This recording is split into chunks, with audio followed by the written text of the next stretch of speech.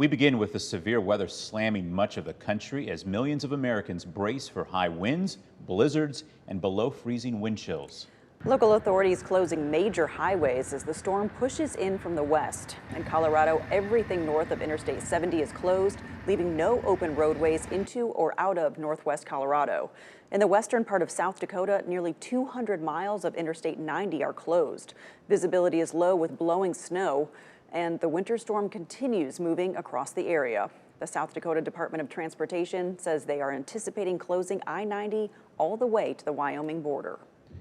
Many others already addressing and assessing the destruction left behind as that massive storm system affecting the country sweeps from coast to coast. The National Weather Service confirming a tornado touchdown near Decatur, Texas, tearing the roof off of a home and snapping trees in half. One resident recalls the sounds of the storm pounding through.